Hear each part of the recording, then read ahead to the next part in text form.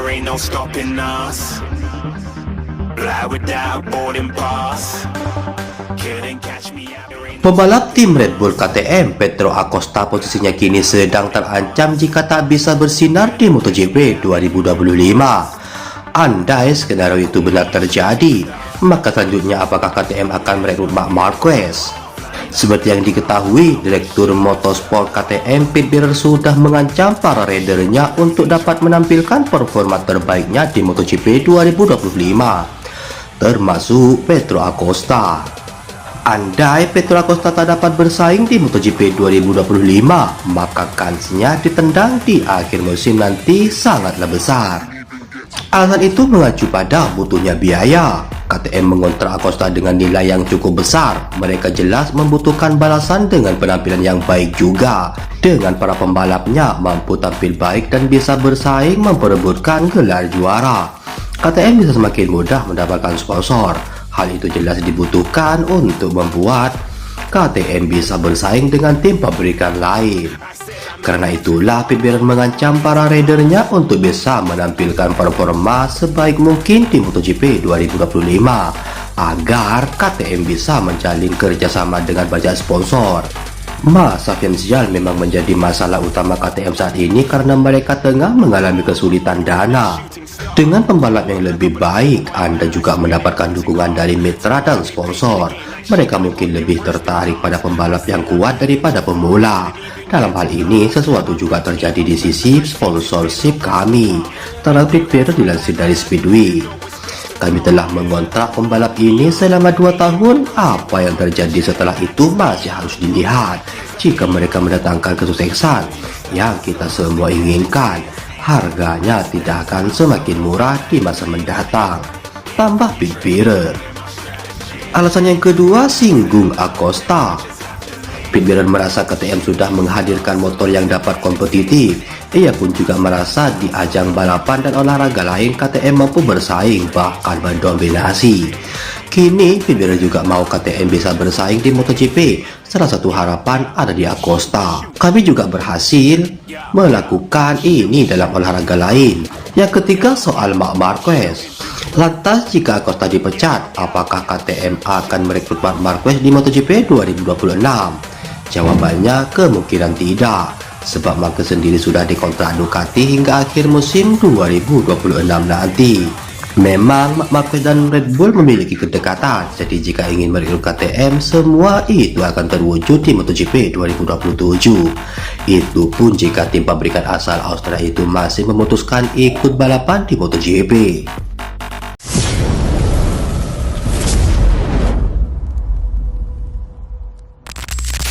Terjawab sudah, kapan Yamaha M1 turun sirkuit pakai mesin V4? Pada akhirnya, terjawab sudah kapan Yamaha akan menguji atau menjajal pertama mesin konstruksi V4-nya yang sedang diseret dan dikembangkan. Tentu saja dengan Komandan Massimo Bortolini selaku Direktur Teknik Yamaha yang baru dan juga mantan staf terdekat Didi Daligna di tim pabrikan Ducati. Mereka pernah bersama selama 17 tahun. Pencinta MotoGP memang menunggu momen ini pasca diumumkan September sampai Oktober 2024 lalu bahwa mereka sedang mengembangkan V4 pengganti inline 4 yang saat ini dipakai. Namun, memang Fabio Quartararo sebagai pembalap andalan tim pabrikan Iwata Jepang menegaskan terpenting motornya siap turun maksudnya. Jadi, bukan soal V4 karena dikatakannya bahwa Honda selama ini juga pakai V4 tetapi belum juga kompetitif. Nah, menurut bos tim Yamaha Paolo Fabrizio bahwa kemungkinan mesin V4 akan dijajal saat paruh kedua musim 2025 ini. Artinya setelah libur musim panas nanti boleh jadi Augusto Fernandez yang pakai karena dia sebagai test rider Yamaha. Proyek ini memang ada, tetapi ini merupakan pengembangan yang sejajar dengan usaha keras yang kami lakukan setiap hari untuk meneruskan proyek balap yang sedang berlangsung, ungkap Paolo Fabrizio selaku manajer direktur Yamaha Motor Racing yang dilansir dari Corse di Moto. Kami pasti tidak akan balapan dengan V4 pada tahun 2025. Pemikirannya selalu sama, bahwa semakin cepat itu semakin baik. Oleh karena itu, penggunaan wheelcard sangat diharapkan yang dapat terwujud pada paruh kedua musim 2025. Kelonggaran ini memberi kami kemungkinan untuk melakukannya dan merupakan hal yang positif untuk memiliki regulasi ini. Tambah Paulo Covisio yang menggantikan posisi Lin Jarvis. Jika mengacu dari jadwal, maka paruh kedua atau setelah liburan musim panas MotoGP 2025 itu terjadi di bulan Juli sampai Agustus. Dalam hal ini, berlangsung seri MotoGP Sachsenring Jerman, yakni pada tanggal 11 sampai 13 Juli. Kemudian, Borno Ceko pada 18 sampai 20 Juli.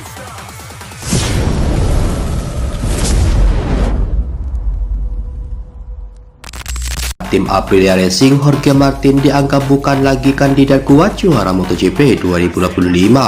Menurut mantan bos LCR Honda, Oscar Haro, penyebabnya karena Martin tak memiliki motor yang kuat untuk bersaing memperebutkan gelar juara. Martin merupakan pemilik gelar juara MotoGP 2024. Rider berjuluk Martinator itu tampil ciamik bersama tim satelit Ducati Pramac Racing di musim lalu hingga sukses mengasapi Francesco Bagnaia dan Marc Marquez pada papan klasemen pembalap. Tapi kini Martin tak lagi membela Ducati. Pembalap asal Spanyol itu akan memulai perjalanan barunya bersama Aprilia Racing di MotoGP 2025. Menyandang status sebagai juara bertahan, Martinator pun masih dijagokan untuk bisa menantang gelar juara. Hanya saja Haro sama sekali tidak melihat Martin akan hadir sebagai penantang gelar di musim ini. Walaupun dia mengakui kalau Martinator sudah adalah rider yang berkualitas. Saya yakin Jorge akan menjalani balapan yang bagus, tetapi saya tidak melihat sebagai penantang gelar MotoGP, kata Oscar Haro dilansir dari Motosan. Alasan Haro tidak melihat Martin sebagai penantang gelar memang bukan karena soal kualitas. Menurutnya, Martinator akan memiliki masalah yang sama seperti Marc Marquez di musim lalu, yakni tidak memiliki motor juara untuk bisa bertarung dalam perebutan gelar MotoGP 2025.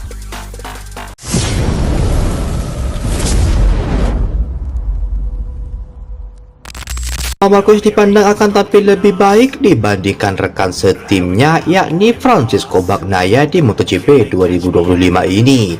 Ducati diyakini akan menjadi tim yang paling disorot pada MotoGP 2025, menyusul line up alias susunan pembalap yang mengisinya.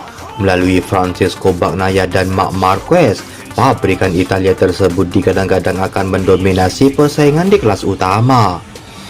Prediksi tersebut cukup beralasan karena baik Marc Marquez dan Bagnaia sama-sama sudah memiliki riwayat pernah menjadi juara dunia di MotoGP. Tak hanya itu saja, rivalitas internal antar kedua pembalap tersebut juga dinanti banyak pihak, di mana berbagai prediksi sudah dilayangkan para pengamat. Dengan pengalaman serta bakat hebat yang dimiliki, Marc Marquez dinilai akan lebih eksplosif meski dia berstatus sebagai rekrutan anyar Ducati.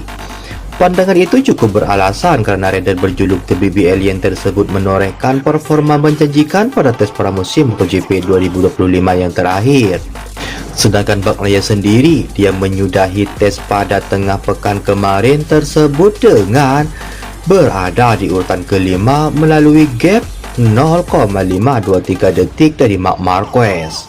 Pengamat MotoGP asal Spanyol Oscar Haro menilai Marc Marquez berpeluang besar tampil dan memetik hasil lebih baik dibandingkan Pecco Bagnaia. Kendati demikian, hal itu tak akan mudah diwujudkan oleh Marc Marquez mengingat murid kebanggaan Valentino Rossi tersebut juga tampil tangguh.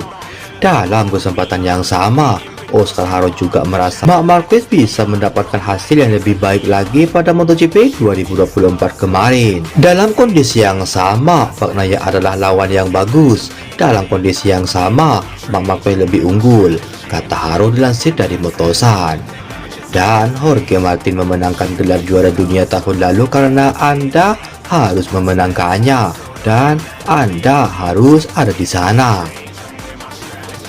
Dan Martin memenangkannya karena Marc Marquez menggunakan motor versi tahun 2023. Jika Marc Marquez memiliki tahun 2024 tahun lalu, mereka akan diasapi. Imbu Oscar Haro. Oscar Haro juga yakin kondisi antara Bagnaia dan Marc Marquez yang masih harmonis ini tak akan bertahan lama, terlebih saat kompetisi tiba.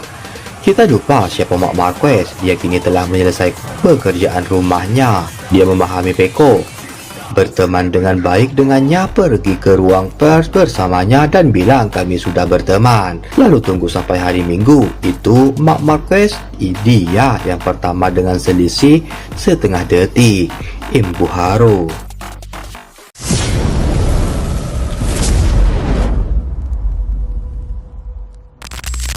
Francesco Bagnaia mengakui pemilihan mesin di motor Ducati Desmosedi GP25 miliknya sama dengan Marc Marquez. Ia memanfaatkan tes pramusim MotoGP 2025 untuk memilih basis motor. Bagnaia dan Marc Marquez merupakan dua dari tiga pembalap yang berhak menggunakan Ducati Desmosedi GP25. Satu pembalap lainnya adalah Fabio Di Gianantonio yang berasal dari tim satelit Pertamina Enduro VR46.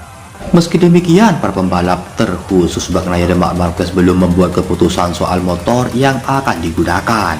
Tes pramusim MotoGP 2025 di sirkuit internasional Sepang akan dijadikan acuan sebelum menentukan penggunaan motor dan mesin, sebab ada regulasi terkait pembekuan pengembangan pada musim 2026. Dengan demikian, keputusan penggunaan motor dan mesin kali ini akan sangat berpengaruh untuk masa depan tim. Juga terkait masalah pendapat mereka, Bagnaia mengungkapkan punya pendapat yang sama dengan Marc Marquez terkait dengan hal ini. Ia senang sang rekan setim juga satu frekuensi dan masih menimbang keputusan soal penggunaan motor serta mesin. Sejujurnya sungguh luar biasa untuk pertama kalinya dalam karir saya memiliki perasaan yang persis sama dengan rekan setim saya, kata Bagnaia dilansir dari Crash.net.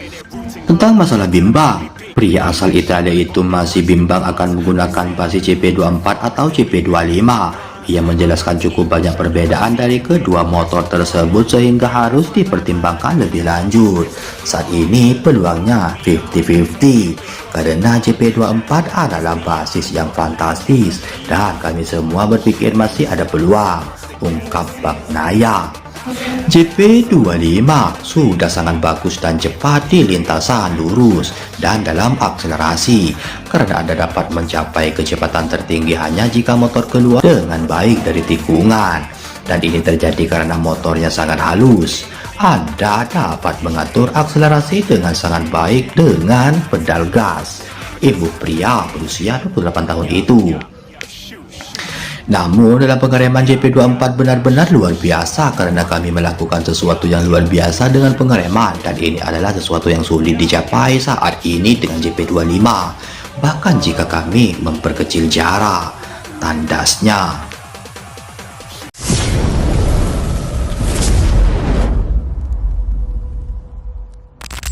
Selanjutnya, 3 murid Valentino Rossi yang bisa jadi ancaman Marc Marquez di MotoGP 2025. Berikut 3 murid Valentino Rossi yang bisa jadi ancaman Marc Marquez di MotoGP 2025, dan salah satunya adalah sang rekan setim yakni Francesco Bagnaia.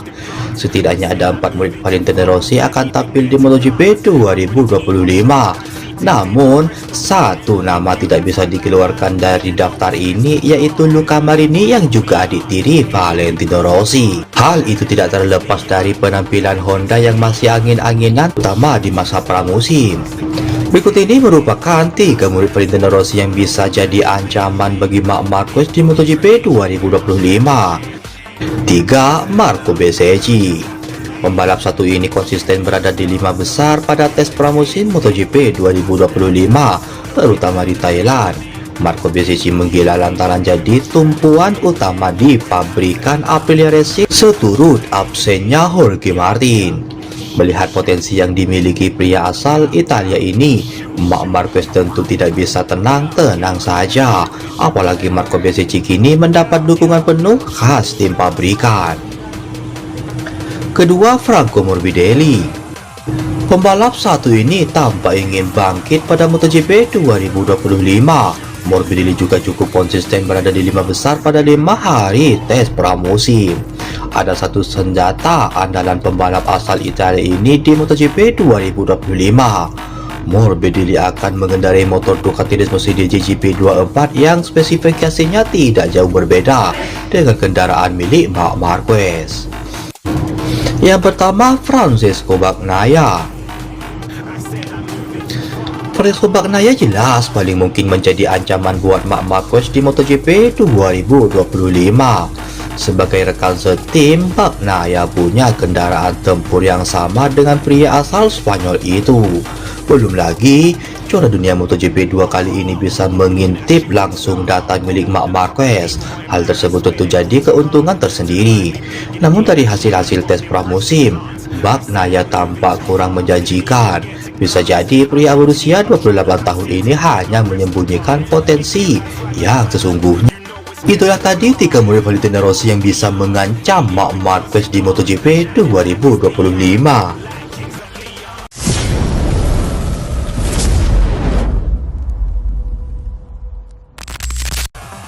Kecelakaan yang dialami Fabio Di Giannantonio yang menyebabkan cedera serius terjadi setelah selebrasi yang justru menjadi bumerang. Fabio Di Giannantonio mengalami kecelakaan parah pada hari pembukaan tes pramusim MotoGP di Sepang. Ia mengalami patah tulang selangka dan dinyatakan absen dari 2 seri terakhir pengujian Sepang dan saat ini sedang menunggu operasi korektif. Tidak ada rekaman TV mengenai kecelakaan yang terjadi pada hari Rabu. Namun anehnya, rumor bahwa kecelakaan itu disebabkan dirinya sendiri karena salah mengangkat roda depan telah terkonfirmasi. Dia tiba di Sepang dengan keinginan besar. Dia belum mengendarai motor MotoGP sejak Oktober, kata Uccio Salucci dari VR46 menjelaskan kepada Sky Sport Italia. Di akhir sesi dia melakukan wheelie ban depan, sayangnya 0,3 derajat lebih rendah dan tertutup untuknya. Faktor nasi burung berperan besar. Anda tidak bisa mengatakan apapun kepada orang seperti itu. Fabio Di Giannantonio juga absen pada akhir musim lalu karena cedera. Tahun ini ia dilengkapi dengan Ducati spek pabrik, satu-satunya pembalap selain Marc Marquez dan Pecco Bagnaia yang mendapatkan keuntungan darinya. De Gia mengesankan mencatat waktu tercepat ke-7 pada hari pertama di Sepang.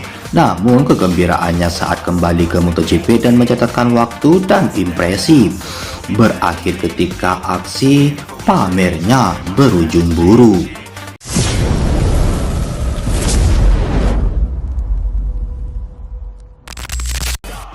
Honda tampaknya telah membuat terobosan dengan masa lalu yang mengecewakan setelah memilih Romano Albesiano di puncak divisi teknis HRC.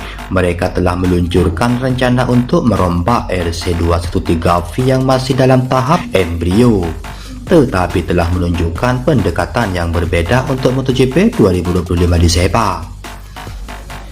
Honda sedang merencanakan penebusan di MotoGP setelah hasil buruk musim lalu. Baru-baru ini dalam tes pramusim Sepang mereka menampilkan motor yang sama sekali berbeda dengan tahun lalu. Pabrikan asal Jepang ini bertaruh pada Romano Albesiano, mantan direktur teknis Aprilia, untuk merencanakan peluncuran ulang sambil menunggu peraturan teknis berubah pada tahun 2027 di Malaysia tanpa RC213V yang sama sekali berbeda, yang menunjukkan pendekatan aerodinamik yang revolusi, mematahkan skema yang telah dikembangkan oleh Jepang dan membuka diri terhadap konsep-konsep yang khususnya dapat diperkenalkan oleh pabrikan Italia seperti Ducati dan Aprilia. Meskipun kedatangan teknisi asal Piedmont ini baru dimulai pada awal Januari, jejak pendekatannya, dia adalah seorang insinyur aerodinamika sejak lahir. Tampaknya terlihat pada pendekatan baru yang akhirnya dipelajari Honda dengan mempercayakan diri pada manajer teknis yang bukan berasal dari negeri matahari terbit dan membuka diri meski agak terlambat pada pengalaman yang diperoleh di Eropa. Dalam shakedown selama beberapa hari terakhir, Alex Espargaro, test rider baru Honda, telah menemukan beberapa hal baru yang akan ditemukan oleh para pembalap yang terlibat dalam sesi 3 hari ini. Joan Mir menyelesaikan hari pertama dengan waktu tercepat ke-6, setengah detik di belakang Fabio Quartararo di atas Yamaha. Namun fakta yang paling menarik adalah bahwa pembalap asal Mallorca itu mengurangi waktu setengah detik dari penampilan pada November di trek yang sama. Perhatian orang dalam tertuju pada bagian belakang yang telah dibebaskan dari sayap vertikal dan sayap belakang cantilever yang mencolok untuk menghadirkan solusi yang sangat berprofil dan membuat yang mengedepankan efisiensi aerodinamis daripada beban. Jelas ini adalah titik awal dan kita lihat perkembangannya nanti, tetapi ini adalah terobosan yang jelas dengan apa yang telah dilihat baru-baru ini. Bahkan firing sudah sesuai dengan ketentuan baru yang diberlakukan oleh Ducati GP25. Motorsport.com telah melihat interpretasi yang berbeda dari blower dalam hal aliran dan ukuran udara.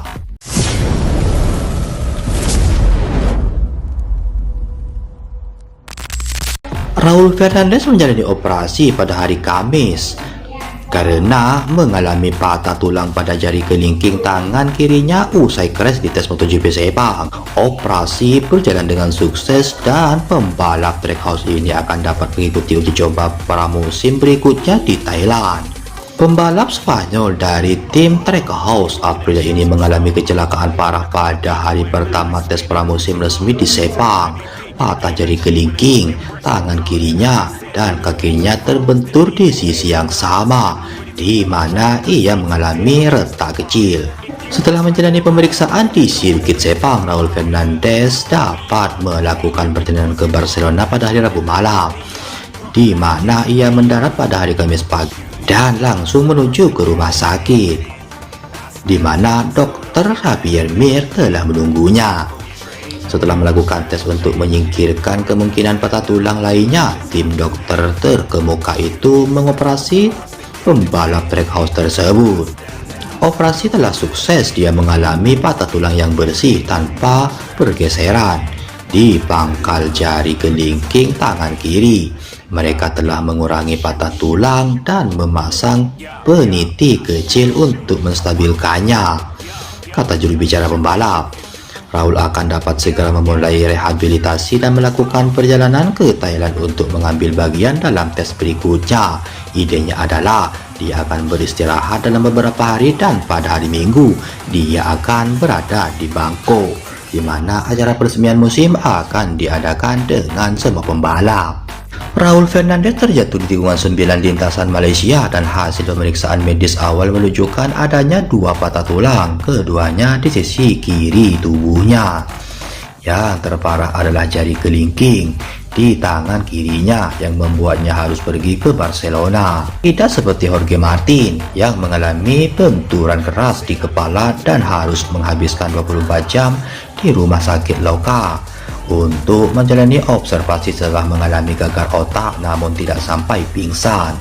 Raul tidak mengalami benturan di kepala dan dapat menaiki pesawat pada Rabu malam.